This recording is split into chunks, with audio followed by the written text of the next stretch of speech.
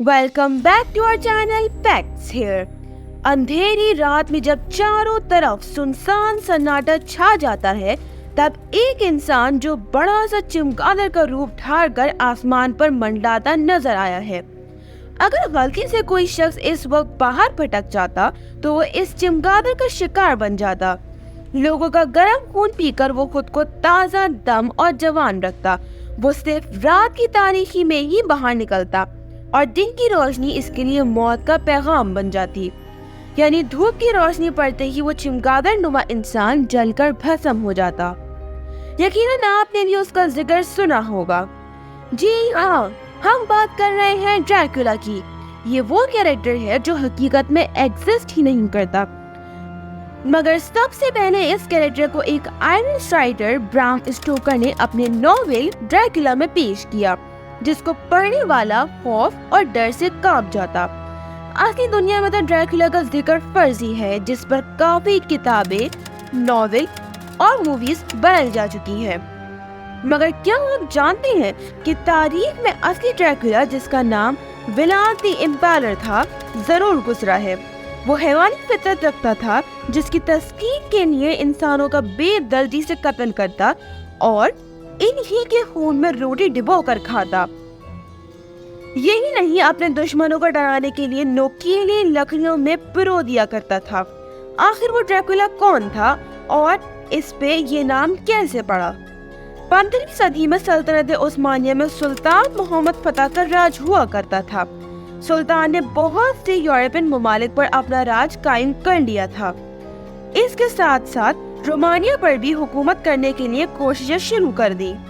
Romania की फौज ने सल्तनत उस्मानिया को रोकने की भरपूर कोशिश की, मगर वो नाकाम हो गए। जिसके बाद इन दोनों के बीच एक मुआहिदा तय पाया कि हर साल रोमानिया का बादशाह सल्तनत उस्मानिया को टैक्स अदा करेगा, जिसके बदले में सल्तनत उस्मानिया इन पर हमला नहीं करेगी। रोमानिया के बादशाह के 2 बेटे थे, जिनके नाम व्लाद III और दूसरे का नाम राडो था।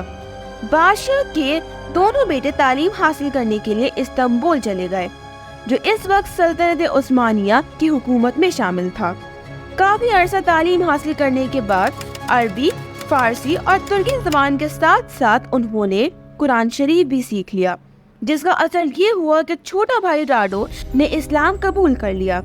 इस बीच रोमानिया के बादशाह का इंतकाल हो गया।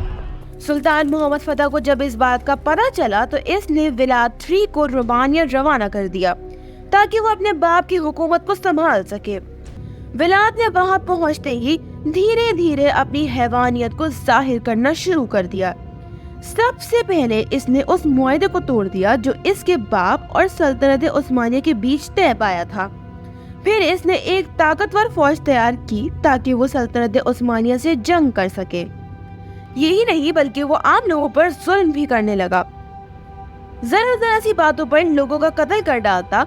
इसका खौफ लोगों में इतना शदीद था कि कोई इसके खिलाफ आवाज न उठाता। इसने खून की ऐसी दास्तां रकम की जिसकी मिसाल ही नहीं मिलती। इसने खुद को नया नाम दिया और वो था ड्रैकुला, यानी खून का प्यासा, जिसे सुनकर इसे खुशी महसूस होती। तमाम लोग इसे ड्रैकुला के नाम से ही पुकारते। अब सल्तनत उस्मानिया से एक काफिला आ गया, जिसने ड्रैकुला को इस मुआहिदे के बारे में याद दिलाया जो इसके बाप और सल्तनत उस्मानिया के बीच हुआ था कि आप हमें टैक्स दें ताकि मुआहिदा जारी रखा जाए। मगर व्लाद उनकी बात कहाँ मानने वाला था। इसने एक शर्त रखी कि ये लोग अपनी पगड़ियाँ उतार कर मेरे दरबार में दाखिल हों। चूँकि वो काफिला मुसलमान था और अपनी पगड़ी सिर्फ अल्लाह के सामने उतारने को तरजीह देते थे, लिहाजा उन्होंने साफ इनकार कर दिया कि ये सिर्फ अल्लाह के सामने उतारी जा सकती है, किसी और के लिए नहीं। गुस्से से पागल ड्रैकुला ने हुक्म दिया कि इन लोगों के सरों में लोहे की बड़ी बड़ी नोकीली कीलें ठोक दी जाएं। चुनांचा इसके साथियों ने ऐसा ही किया और सबको मौत के घाट उतार दिया।